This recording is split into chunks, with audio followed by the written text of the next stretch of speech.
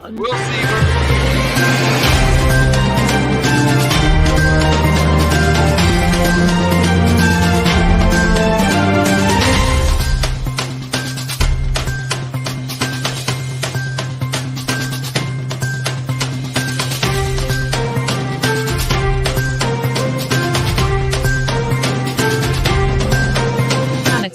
Keep watching The Politics every Friday, 12 p.m. Eastern Time on New York Parrot TV, the voice for humanity.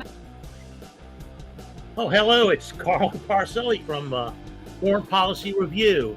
And today, our friend Ben Toth, and we're also joined by Billy Bob.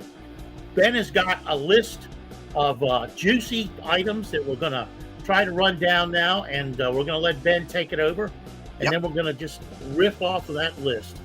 Ben, take it away.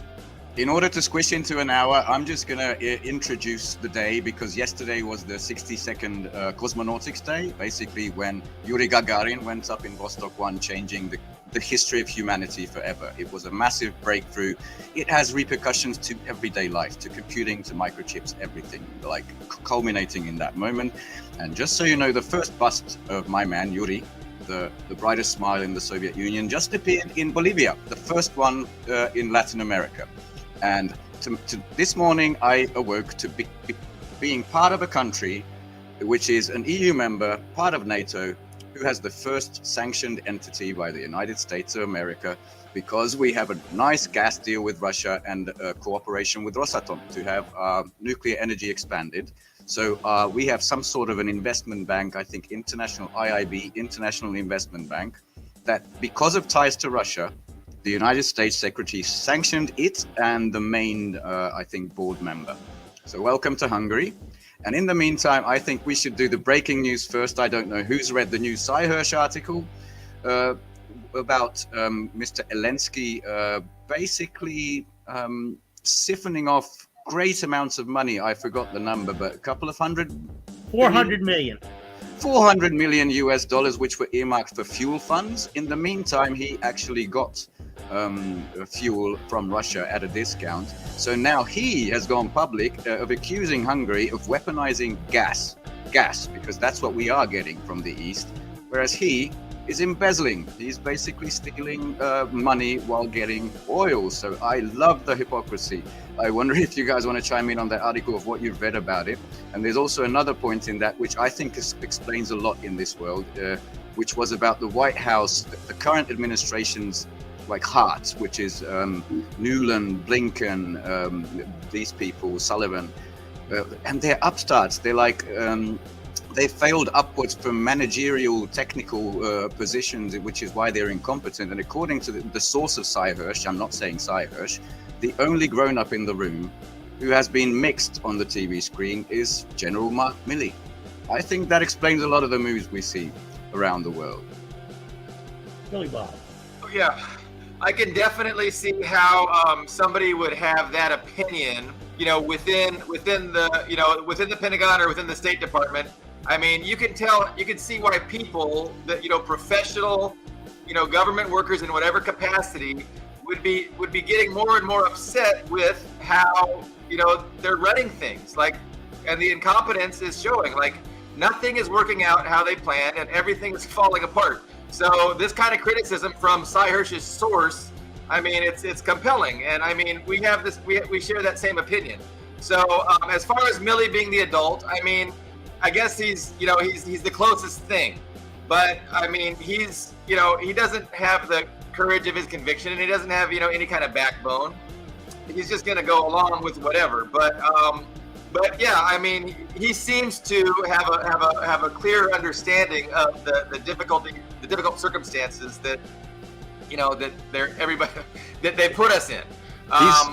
Uniformed military man. I think he's aware of the realities, as is much of the world now.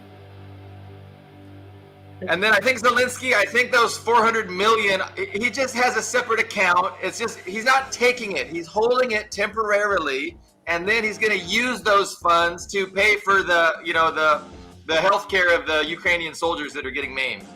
Exactly. It's going to go to humanitarian causes. Yeah, I'm sure of that. one of the things that's interesting about what Ben was saying about the end of the first article is the bigger the fool, the bolder the moves, and this is really being borne out. That old cliche, that old saw. It's and it, I couldn't. I rushed to call up Seymour Hersh's actual article. I couldn't get it right away, which is very telling. But in the antiwar.com, it begins on Wednesday.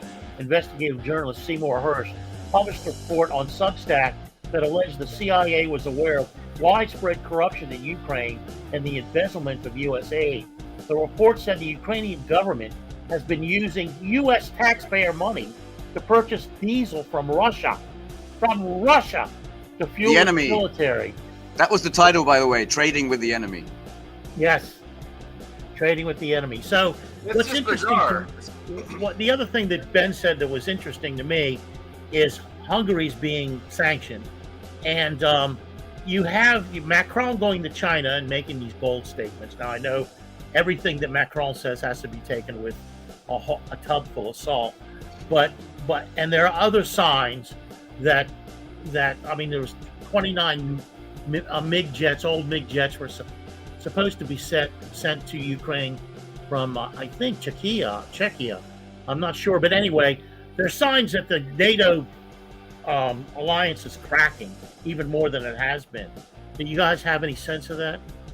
Absolutely. I just Jesus. Okay, shall we get onto the Macron trip and the repercussions of that on NATO and the West? Yeah, sure. Okay. Go ahead. I want to say that a friend, I don't know if this was, I read it or I watched it, but someone said China and Russia are playing Go, like 4D chess, while the US is playing tic-tac-toe, basically. They're just reacting, putting an X or a circle somewhere, and that very much explains it, Like, it was supposed to be Russia is just decimated, the ruble is rubble and tatters, I tell you.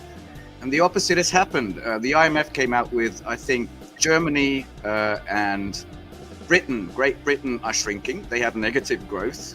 And Russia is growing. China is, of course, the fastest growing.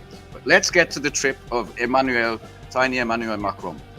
He flew to Xi Jinping. And, of course, the US's little poodle in Europe is Ursula von der Leyen, the European Commission head. So she tacked on, I'm going to come with you. Let's go. And they landed, and Xi Jinping was at a broad, like 5-meter circular table. In the middle of it was a Chinese garden, which is, I think, beautiful. Chinese diplomacy, because Josep Borrell said that Europe is the garden and the rest of the world is the jungle. Symbolic. And after that meeting, which was very cold, and both people were rude, they talked a lot more. She lectured, and Macron talked twice as much as Xi Jinping. Send her packing, go through the airport like everybody else, passport, luggage check, all that customs. That's how Ursula left. There's an iconic photo of it. And then he took Macron for the next 2 days to Guangzhou and showed some gardens. And this is my father's house. If you like, you can stay here. Showed them respect, showed him the love of the people. But there's pictures of this.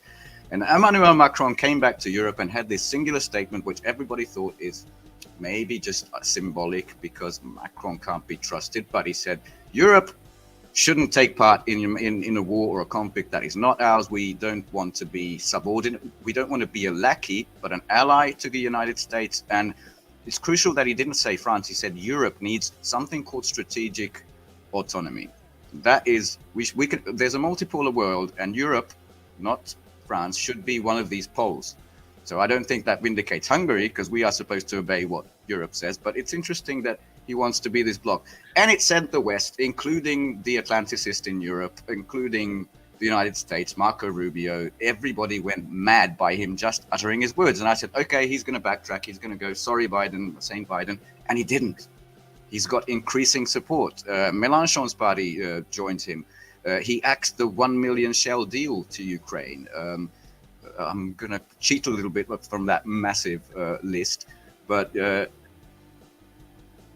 sorry. And then the positive reactions. yeah, he's still sticking with it. And then IFL party, the finance minister, the mayor supports Macron, France bloc. Switzerland has rejected the US demands to freeze the more Russian assets. The Dutch representative, someone called De Graaf at the European Parliament, calls for the ends of weapon supplies and sanctions. And the EU must return the frozen Russian assets after the SMO is concluded, because there's no legal way to solve them. Now, despite what Macron does, because he's known to look out only for himself, Paris is burning. There's rubbish up to the first, story of the buildings, and people are still very much angry. This has sent ripples across the consensus. NATO is united. The West is united. This single Chinese move of diplomacy seems to have ripped it apart. And then Charles Michel, who's above Ursula, said that there are a lot of people, a lot of leaders in Europe who are open to Macron's push for some kind of strategic autonomy. I just want to add that the most funny thing in the end, and then we'll get your thoughts, is they are sending 300 degrees Annalena Baerbock. Germany is sending her right. for damage control, for charming. And she said, I have to correct the record, and it's probably going to be the most important, the most difficult assignment I ever had, after Borrell was supposed to go. And he basically called in sick. He said, I have the COVID. I'm fine. I'm asymptomatic, but I can't go. He called in sick. So they're sending 360-degree Annalena Baerbock. Who's sending her where? Basically, she decided, but I think it's Europe, because she's basically the Ursula of Germany. To China for a 3-day tour with Xi Jinping, where Lula is right now. She's going to be the damage control. That could be promising, right? Like, I mean, we can see. I don't know why. I'm being serious. Like, I mean, China. We were surprised at how it went with Macron, the tiny French leader. So we might be surprised how well it goes with 360-degree lady. You think Xi Jinping could charm her over? That's what I'm saying. I could see an opening where So I'm stealing information you gave me on your list about Marco Rubio saying, if Europe doesn't help us with Taiwan, we're not gonna keep helping with Ukraine. And I think we can see a split. So this is a comprehensive answer to Carlo's question that he asked, preceding your explanation there. And but I can really see how the centrifugal forces are pulling people apart, and I can see that Europe, refusing to toe the U.S. line when it comes to China, and demanding this strategic autonomy and saying, hey, we have to have economic relations with China. Not having economic relations with China is suicide, and we're not going to do that. And so I can see that they are working on a way to negotiate their own relationship with China that is autonomous from U.S. diktats. But, I mean, of course, we'll see, but I can definitely see it going in that direction with this visit from Baerbock. But that's just off the top of my head. I don't know. I didn't think of that, but I think you could be right. Because I've seen every video of this chick, I didn't expect that. But if she could, I'm sorry, this is going to be a bit sarcastic, but maybe if the Chinese can show her a little love for once in her life, that could cheer her up a little bit. But yeah, in the background, there is economics. Macron went with 50 or so big industrialist entrepreneurs, and they made big deals, big deals. If Baerbock goes along with BMW, Volkswagen, BASF, who have already started ventures in China, they could pressure. By the way, Scholz is under probe, for a massive fraud case under Parliament just after Easter now. So you could be right in that regard. I could be exactly wrong. Like, she could be going there to destroy everything. To lecture. Yeah, absolutely. So, but it'll be interesting to see. I mean, China's full of surprises, and the EU needs China. Like, it's literal suicide for them to, try and sanction China and terminate that relationship. This is hyperbolic, but I tell this to some online people and some of my friends that if they continue this pace, as in Western Europe, who is coming to its senses, not Eastern Europe, not the Poles and the Baltic midgets, they're mad. But if they don't come to their senses soon, we'll be a very rich country here in Hungary, and we can sell them cheap Russian gas. and what you said earlier, Ben, about the tic-tac-toe, that seems like the move of including Finland into NATO was just a move to put another O on the tic-tac-toe board, and it also links up with the dissolution of NATO and Europe in general, because the prime minister lost an election just days after the Finland being allowed into NATO. Or, Dancing Queen, Sanna Marin. Yes. They didn't. Goodbye, you idiot. You're going to cost us hundreds of millions of dollars. Yeah. So. Absolutely, and they might not have the cash for it, as Germany has just declared that we can't fulfill our NATO obligations. We don't have the cash. Yeah, and the other thing is Macron's still smarting from the submarine deal to Australia. Focus, it's official now, because France has somehow joined the deal. I'm not familiar with the details, but France has joined the AUKUS deal, which is Austria, Oh, they have, huh? US, and it's somehow involved. But yes, he was very hurt. The pride of the French was very hurt because they already had a deal in place when AUKUS was signed, and they were basically double crossed. Yeah. And of course, that links up with China and Taiwan. I mean, there's that connection. But what about the what got in my head? The spy situation. The leaks. You know I'm sorry. What? The leaks. The leaked documents. Leaks. Yes, the leaks. I'm sorry. Yeah. I mean, that's the thing. It seems like not just us see the situation for what it is, and Cy Hirsch's source, like idiots, basically driving the bus down a cliff. Someone somewhere in the military, I think, thought the same. Now, I do have to add that I watched videos from Ray McGovern, from who's Sonar 21. He's the other CIA guy. He's great. His blog is Sonar. Larry Johnson. Larry Johnson, yeah. Scott Ritter and Douglas McGregor. They all agree that these are authentic papers, but with a caveat that authentic papers are not written by God. They might have errors in them. They might have deliberately wrong information in them here and there. And that seems to be sort of confirmed by the guy, I think Reznikov is the defense minister of Ukraine. He said it's half true and half false about the coming spring offensive, which has now been rebranded to a summer offensive because the prime minister, and I'm just not going to learn all these names, the prime minister of Ukraine has flown to Canada, and I think the US is next. And I thought this was fake or Photoshop, but he actually had printed emojis on his aircraft that he landed with, and he showed the close-up of them, which was a Ukraine flag, a little fighter jet from the front, like an F-16, and these clasped hands. Yeah, I mean that's I've never seen begging with emojis before, but now they say, well, we have to change our plans, but it's going to be a summer offensive. The West isn't pushing us. We'll go when we're ready. Everything's fine. In the battlefield, not a lot has changed except lots and lots of Ukrainians dying in Artyomovsk or Bakhmut. But these people are still fighting a media war as if they can win. And I think that's shocking. So what do you guys think about the revelations? There's a lot in there, including spying, which also has repercussions on Hungary, which we can get back to, spying on South Korea. I had a thought. I mean, what interests me is how there's, ostensibly that was information to brief the president with, and the president's cabinet. I think Joint Chiefs, that was the level at it. So what's interesting is, they probably put deliberately misleading information, because I don't think they want Joe Biden, for instance, to know the true casualty count of the Ukrainian defense force. So I think they're minimizing that because it's in their best interest to have their frontmen puppets, which is what the politicians are, and even the Joint Chiefs to an extent, to have an actual understanding of what's going on.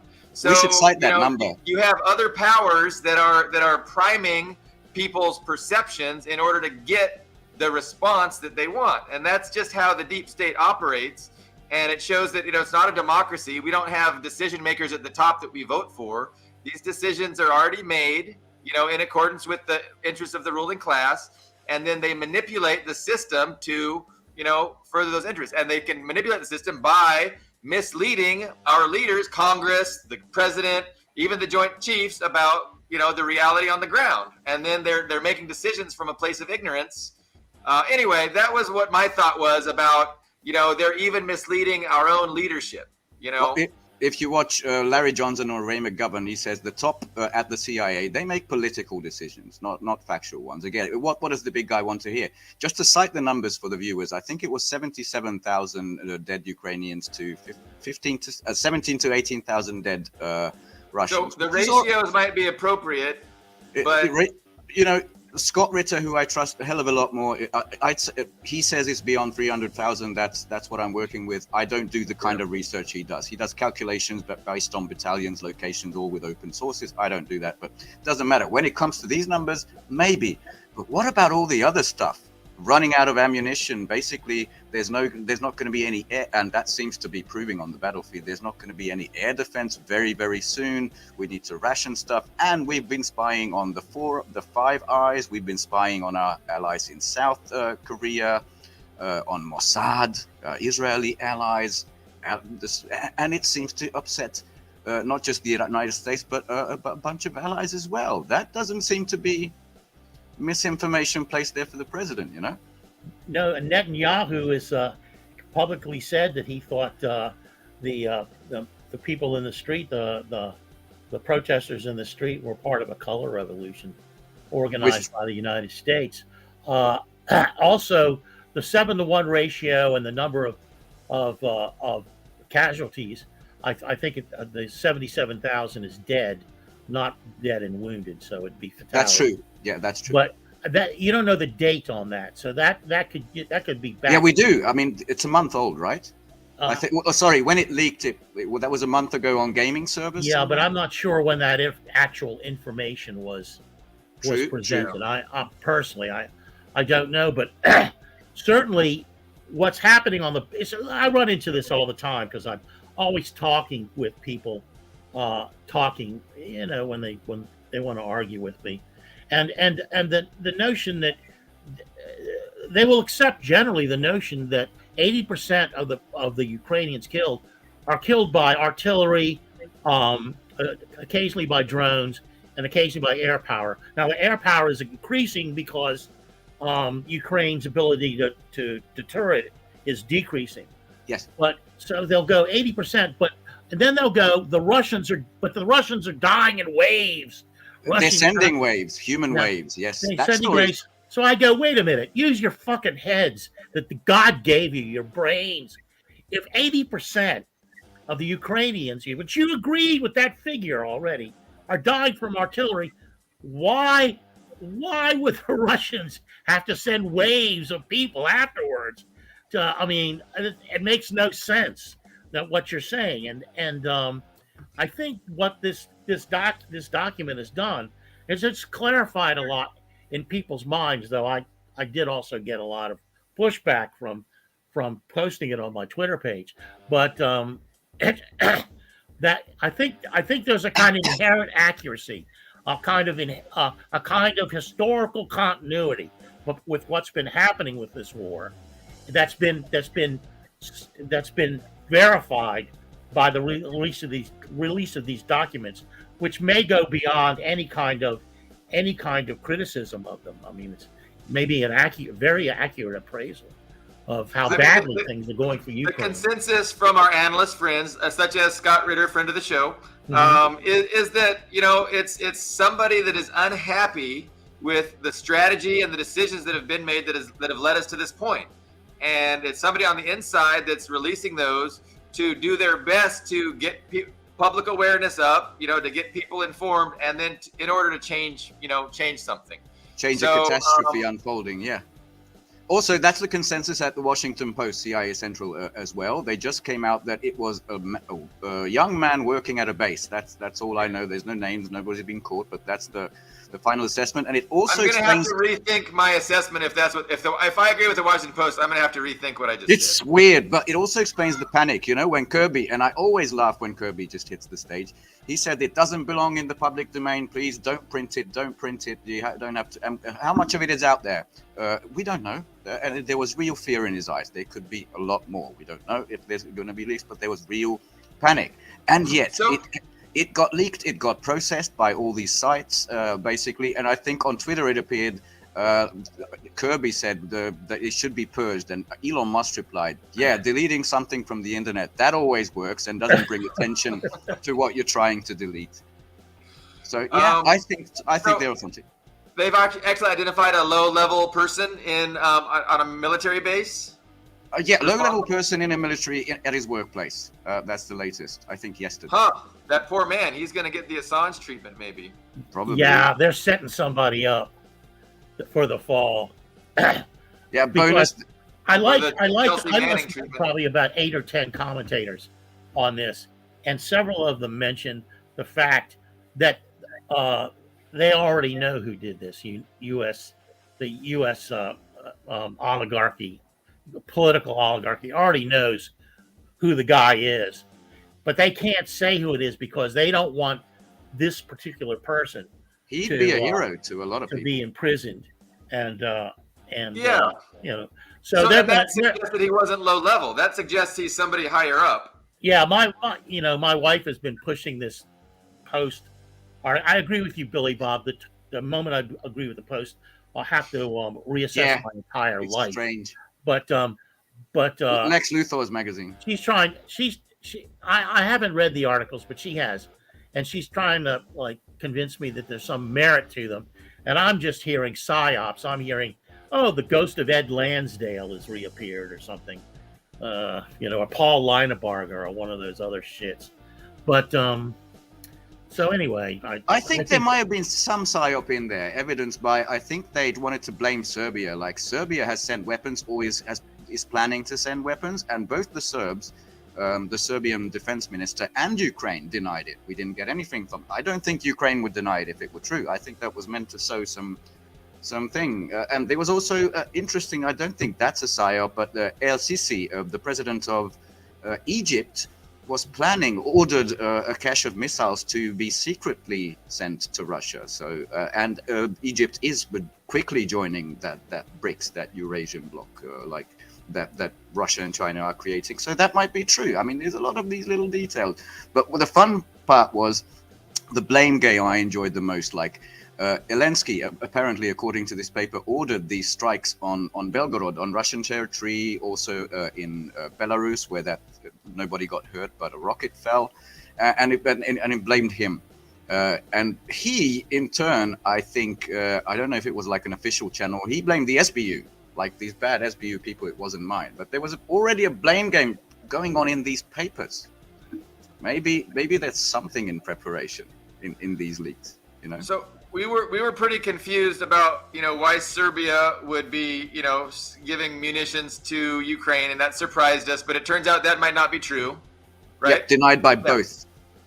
And then it's also surprising that Egypt would dare to buck their U.S. benefactor and provide munitions to Russia.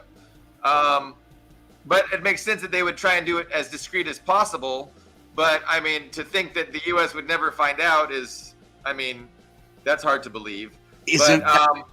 But it demonstrates the unraveling of U.S. hegemony. So that's always good to see. Isn't that the story, not just of this week, but this last month? Dare to do what you wouldn't have dared to just last year against the U.S.'s interest. Dare to do it. Mm-hmm. A lot of that is happening. And they probably got something nice in return. They were probably offered a pretty good deal for whatever the exchange was. So yeah, I mean, they probably wouldn't have dared to do that a month ago. In one country, I can't remember, one European country was going to send 21,000 guns, and 2.5 million bullets to rounds to Ukraine. I can't remember which one. And so, I mean, people that aren't familiar with rounds, I mean, Are you sure that's not Canada? I think that's Canada. Is it Canada? I So think I that's don't know what I don't know what rifles they're sending them, but 2.5 million rounds. Well, in Vietnam, the figure was the official figure it's for a nothing. long time was 49,000 rounds to kill one combatant on the other side.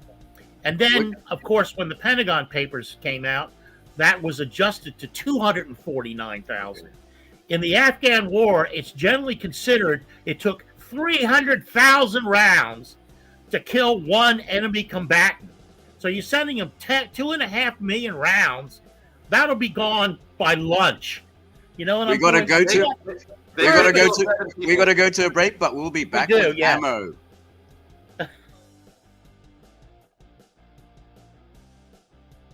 Undoubtedly, Africa is the best tourism destination on Earth. The continent is blessed with the most conducive atmosphere. To feel and enjoy these blessings, join the most productive one-week tour of the continent organized by Daylight Africa every September 2nd to September 9th to see beyond the fallacies about Africa on the mainstream media. Contact us at daylightafrica@gmail.com or call 718-822-5555. Daylight Africa. Revolutionizing tourism industries in Africa.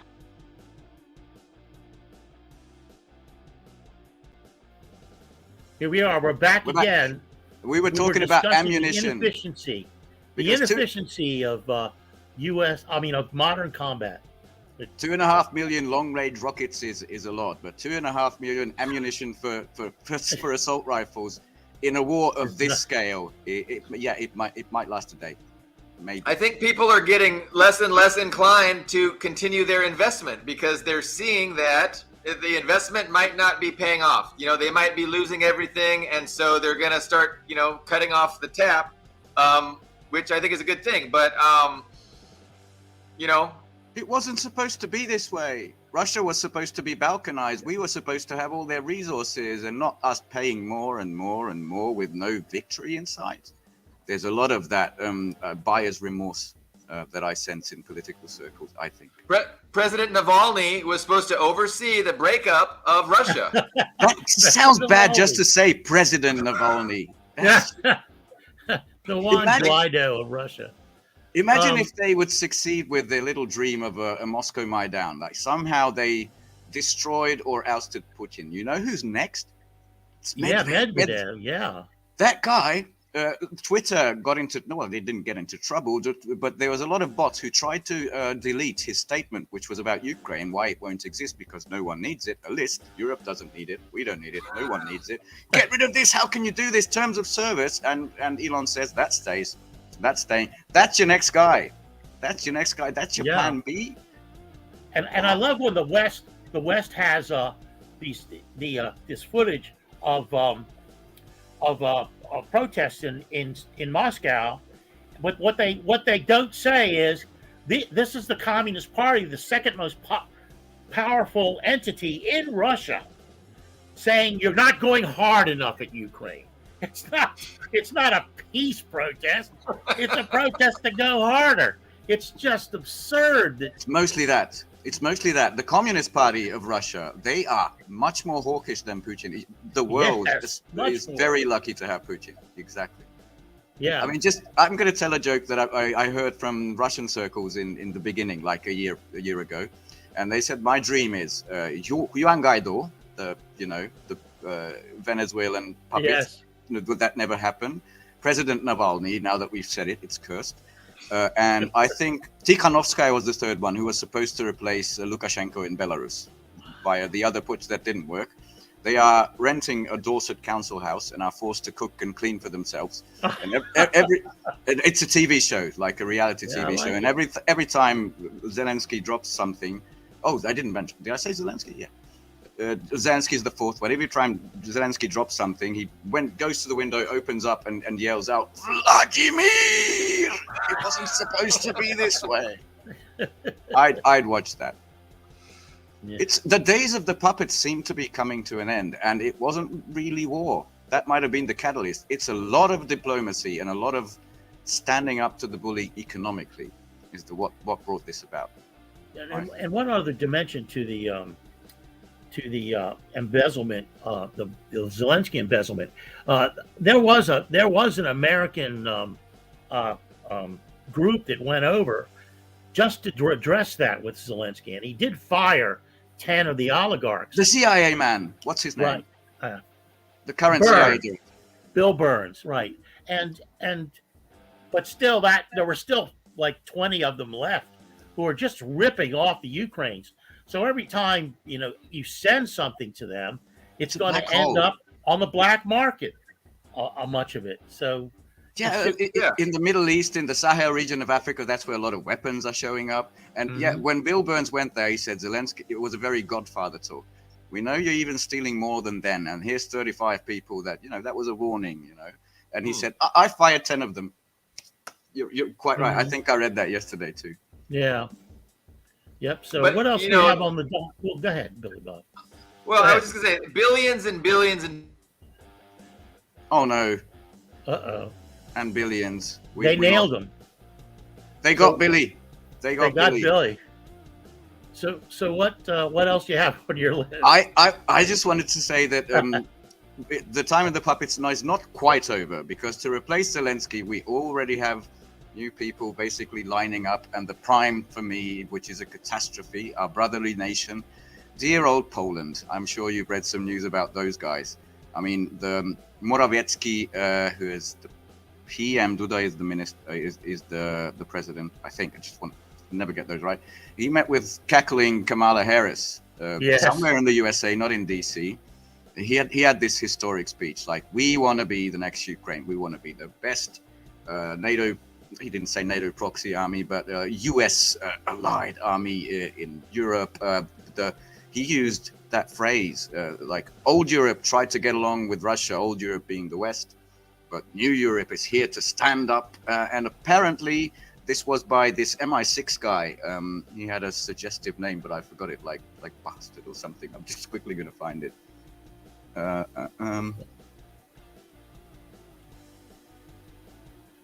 Alistair Crook. That's a good name for an MI6 man. Yeah. He said they made a deal when he got the highest award from Poland, when Zelensky was there in Warsaw. He got the White Eagle, which is now forever a joke.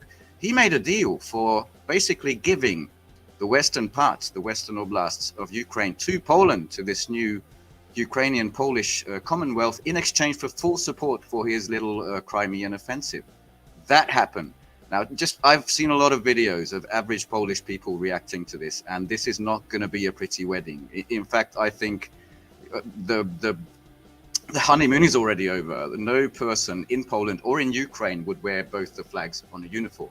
So I think it is going to end in a catastrophe, but they haven't learned their lesson. Neither have the free Baltic little midgets.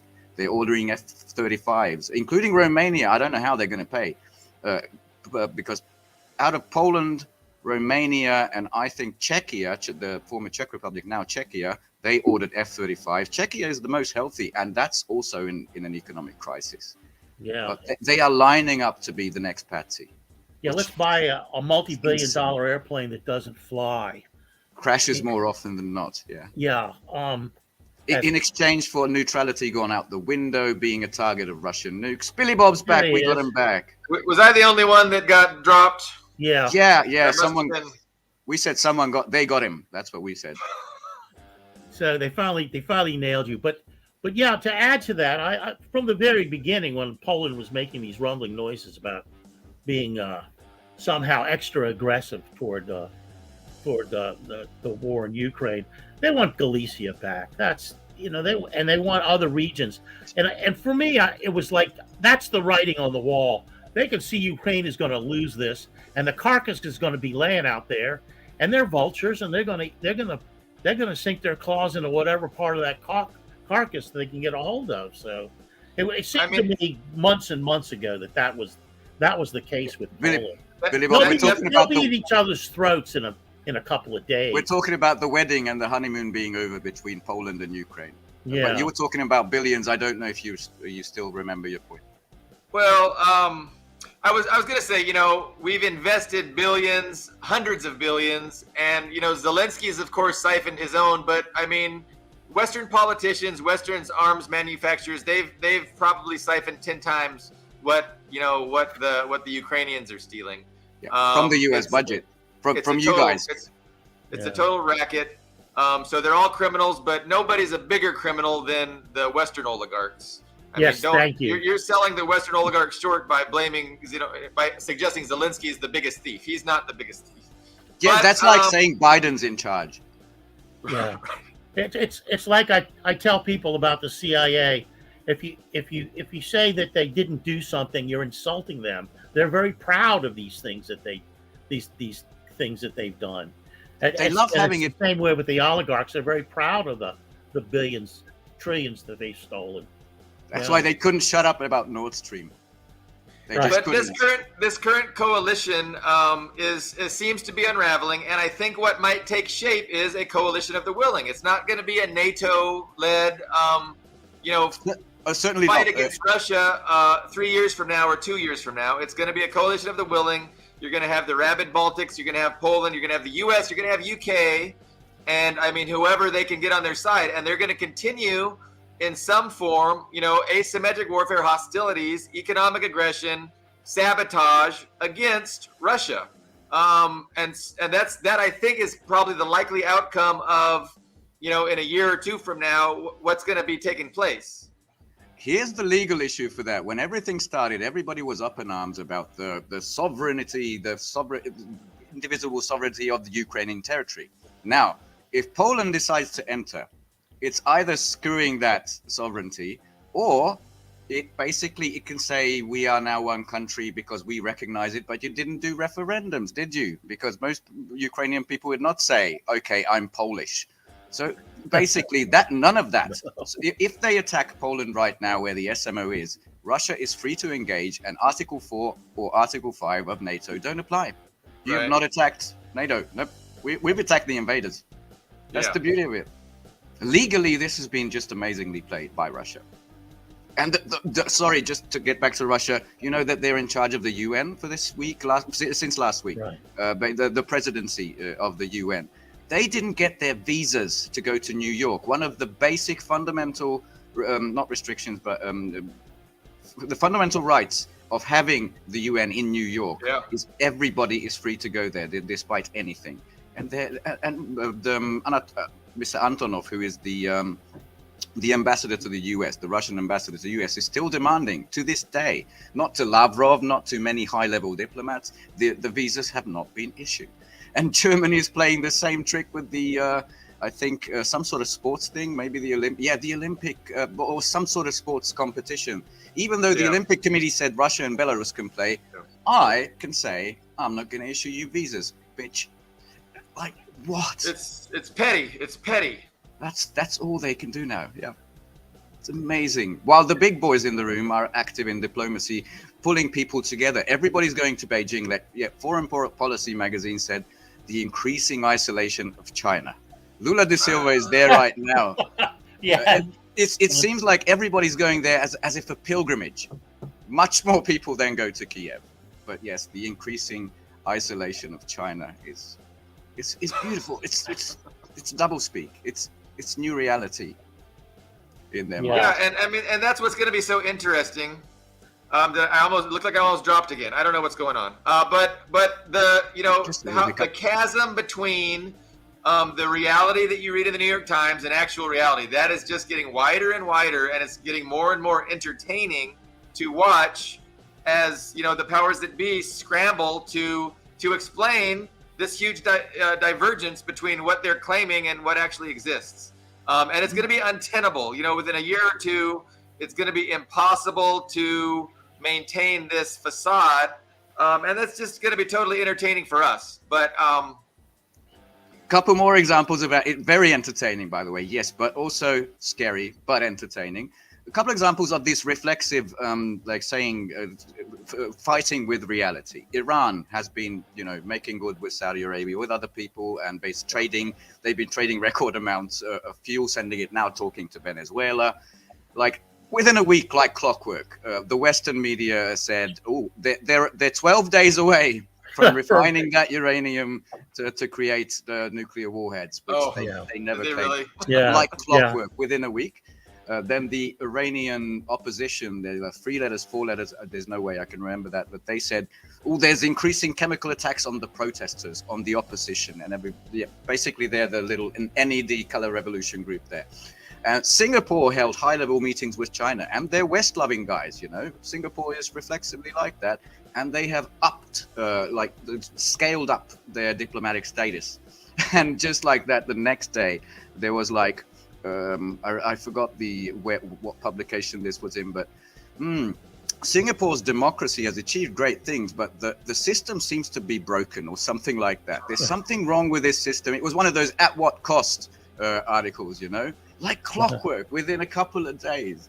It's like everybody's going that way. The East is just blowing, the wind is blowing from the East. Those things used to work. Maybe 10 years ago, you give them a threat, say, hey, look, we can really mess up your economy. We can turn you into a pariah. You better stop doing what you're doing. And this is just a taste. This article here that we're disseminating, throughout the global mass media, it's going to have an effect. And then it would keep people from, pursuing whatever agenda that the U.S. didn't want them to. But that's just it's not working anymore. It's not powerful enough. Something broke with the mighty Wurlitzer, hasn't it? Yes. Something. I mean, yeah, it's everything. It's the unraveling of Western unipolar hegemony, and it's toothless. It's becoming more and more toothless. But yeah, it's interesting how like clockwork, you do something that we oppose, and then all of a sudden the media is going to run with some negative stories about you. It's crazy. I'd like to thank Stumptown Relic Hunter very much for that comment. Yeah. I appreciate you watching. You want to talk about the spring offensive in Ukraine? I mean, I think we've sort of been there. I wanted to talk about at the backdrop of this, how fast this is happening is the US dollar and the economics of it, because this was officially charted by some institute or the other, not the IMF, that the BRICS is now officially larger than the G7 countries, and yet there is news that the US plans to use the G7 summit, I don't know where it's going to be, to have a joint statement to further do the propaganda and condemn Russia for being barbaric, just like ISIS, international criminals and all that. It's still the same, even though they're losing like at a rapid pace. I thought this would be a lot slower than it is. They revert to the old things. We're just going to put this message out there. We're going to, if Russia is chairing a meeting, we're just going to leave like children. When we're diplomats, we're supposed to engage even with people that we don't like. That's what they're supposed to do. No, we're going to boycott things and sanction people, which most of the world is saying sanctions. But most of the sanctioned people are with us, and we're moving huge amounts of grain and material, and it's just not working. Like Marco Rubio said, if the dollar uses its reserve currency, in 5 years, we won't have to worry about sanctions because there will be no one to sanction. Like a positive message for the world from Marco Rubio. Oh, was that Lindsey Graham? No, it was Rubio. Yeah. Have either of you seen a quantification of the amount of non-petrodollar trade being done in the world today? I know before all of this, it was 15%. I have not seen a revised figure on that. I was wondering whether these recent events have actually had an impact on. I haven't seen any actual data with studies. Like Ben said, it's happening so fast. It's going to take a while for the data to catch up. But I mean, without a doubt, that is exactly what's taking place. And it seems to me that peace is breaking out too. I mean, now we have Saudi Arabia and Yemen looking to solve their situation. Syria is joining the Arab League once again, opening up embassies closed for 10 years. Oman and Qatar. It's just amazing. And all this, that's why I wanted to bring up Lindsey Graham, because he's even madder than Marco Rubio. The answer to the Taiwan situation, where there have been drills for 3 days, I think, and the warships just stayed there. And apparently there's going to be a no-fly zone. And China is still not picking up the phone for 2 weeks now. They're not calling back the US. They're not talking. Neither is People's Korea with South Korea or occupied Korea. They're not picking up the phone for 5 days straight. And he said the solution, this is Senator Lindsey Graham, The solution is cut off the Middle Eastern oil from China. I mean, one thing is China is getting a whole lot of oil from Russia. The other is, haven't you been following the diplomatic efforts? China has brought peace to the Middle East, and you think you could just pull out some scissors and cut these land masses somehow? Tell me how. By the way, on the outbreak of peace, what was the U.S. reaction? What was it? I'm sure you know. A nuclear attack submarine. The U.S. They sent a sub over to the Gulf area. Yeah, peace? No.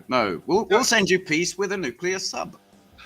I learned from you, Ben, that the UAE was the last holdout. The UAE is continuing to side with the U.S., but all the other countries and Gulf states have signed on to the let's bring Syria back into the Arab League. Let's support the peace between Yemen and Saudi Arabia, between Iran and Saudi Arabia. But UAE is still well, and Israel, of course, but that goes without saying. Does that Israel's include in a Bahrain? panic. Sorry. Does that include Bahrain? I mean, because Bahrain is under the U.S. thumb because of that huge naval base. That's a good question. I'm not certain. But the point is the U.S. still has some lackeys that haven't. No, Qatar and Bahrain have just renewed diplomatic relations, which was cut in 2017. So that's basically 6 years gone. And I think, the way the UAE, so the UAE is special because the Yemen is the bottom left, so the southwest of the Arab Peninsula. Saudi Arabia, sponsored by the US, Oman, which is the southeast, as well as UAE forces went in there, and Saudi Arabia said, we're going to be out. We respect your borders, all of them, as they were, and they went to Sana'a, to the Yemen capital. The Saudi delegation was there. Oman is making peace with them, but not for now. The UAE is not. So they're a little bit of a holdout, but they're also making peace in the region, and I don't really see how it can stop. They can't hold out, except for Israel, the final gift of the Brits, which is now inherited by the US, who went on to attack with rockets like 3 countries, including occupied territories, and now Benjamin Netanyahu has had a hell of a fright because he just said, oh shit, what's going on now? Okay, until the end of Ramadan, the Jews can't go to the Al-Aqsa Mosque, which was raided by the Israeli Defense Force. Like, all of the Arab world was up in arms against it, and now he wants to be part of the Ukraine-Russia peace deal. He wants to make that happen, and he's also acknowledged that there will be no weapons sent to Ukraine. End of discussion. So he's becoming that. He said, "Oh shit, we're surrounded now," and he had to tone back. What the future of Israel is, no one knows, but there's one area that's still warming up, and we hope nothing will happen, which is Azerbaijan, and the other one. I don't always have a map in front of me. Armenia and Azerbaijan. That's a tense situation to this moment. Yeah. So Israel's an interesting discussion. Obama and Netanyahu really did not get along, and Obama was the favorite of the U.S. liberal establishment, and they kind of got pissed off at Netanyahu. And then when Netanyahu got really, really close with Trump, then they really hated Netanyahu. And now you see, Naftali Bennett got out, Netanyahu replaced him, and you see the kind of a color revolution, Now, it's justified because Netanyahu's literally empowering these whack job, ultra-nationalist Jewish supremacists, for lack of I think that's an accurate term. He's empowering them. They're the radicals in his ruling coalition. And he wants to empower them. He wants to empower the religious people, and give them control over political policies and things like that. And the rest of the country, largely secular, is saying, no, we don't want that at all. That's not what we want. And so they're taking to the streets, and they're very angry about that.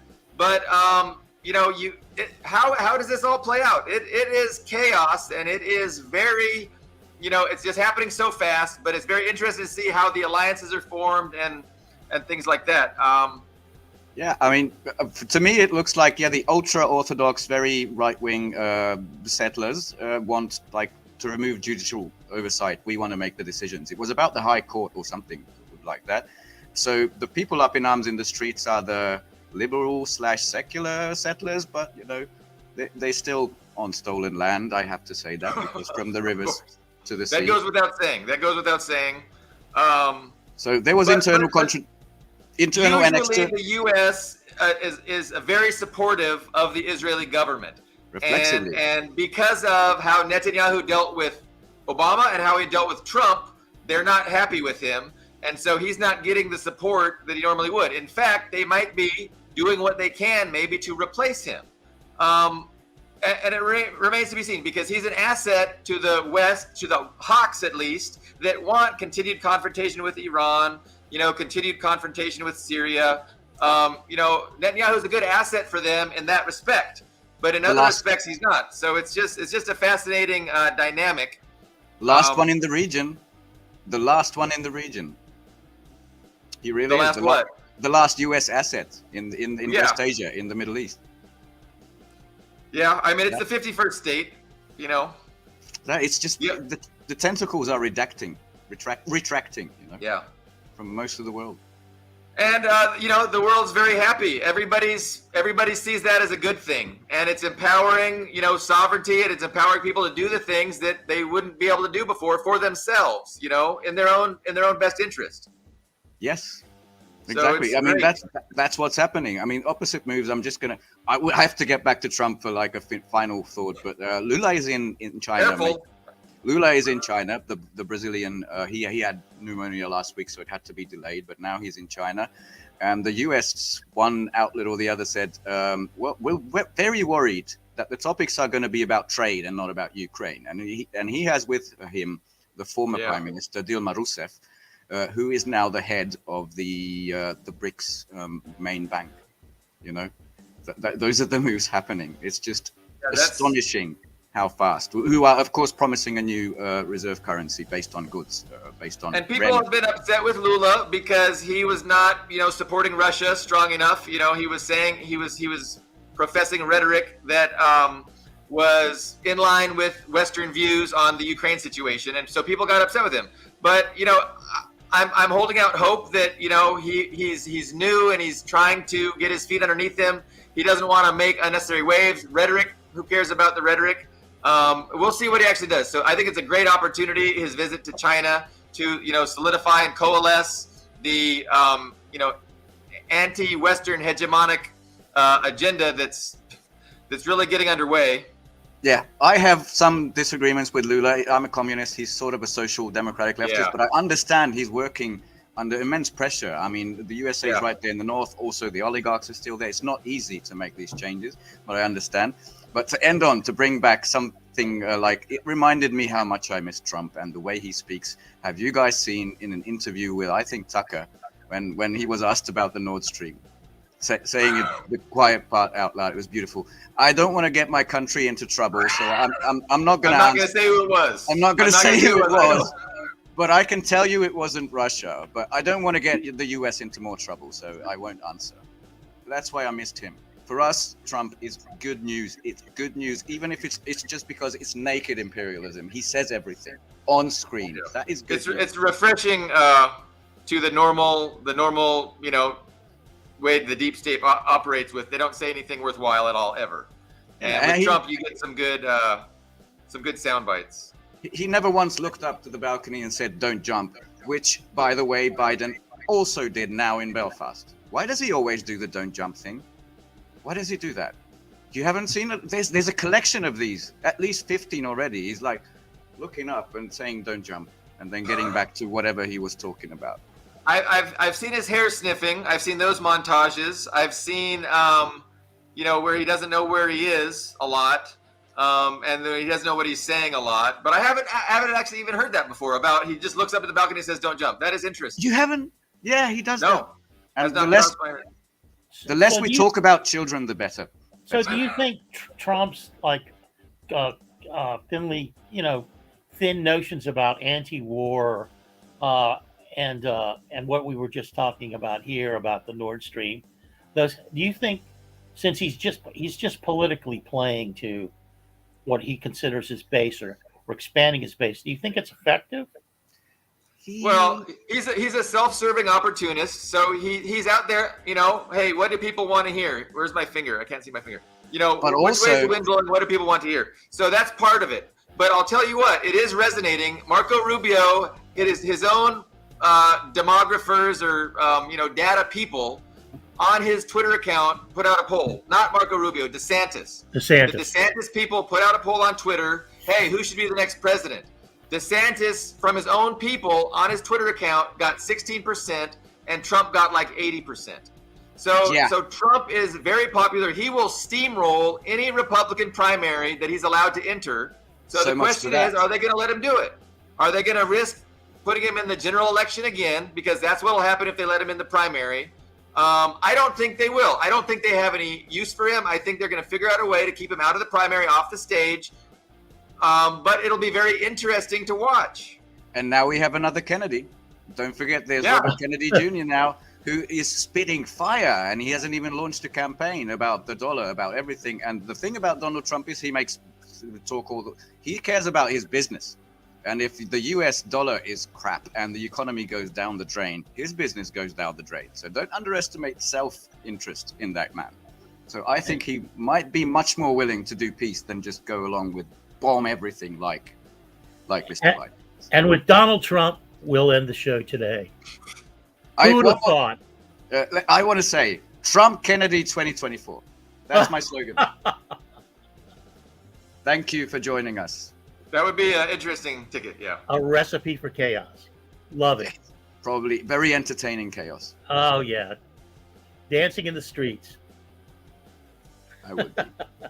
So, Mathieu, maybe we can he can end our show if he's around. But otherwise, I mean, we can continue our discussion, and he can he can end it whenever he sees fit. We were on the clock, but man, of course. Hey, I want to thank everybody for watching. Hunter was on acknowledged the show earlier, and he said, "Great show, thank you for that."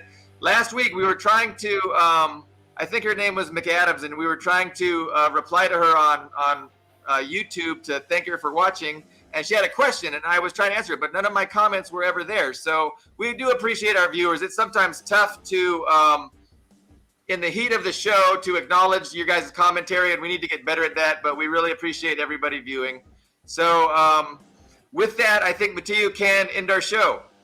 Do you know that there is a publishing company that wants to make life easier for you as a writer? This publishing company is called World Inkers Printing and Publishing. We publish in all different languages, and we're looking for writers of all genres, all formats. We're looking for scholars, ghostwriters, playwrights, poets, short fiction, novelists, you name it. We're looking for anybody who is interested in writing and the craft of writing to be in touch with us. You can reach us at info.worldinkers@gmail.com. With World Inkers Printing and Publishing, you do not require a lot of money to publish with us. Contact us today at info.worldinkers@gmail.com. Become a winner with other authors at World Inkers Printing and Publishing. Give us a shot. We will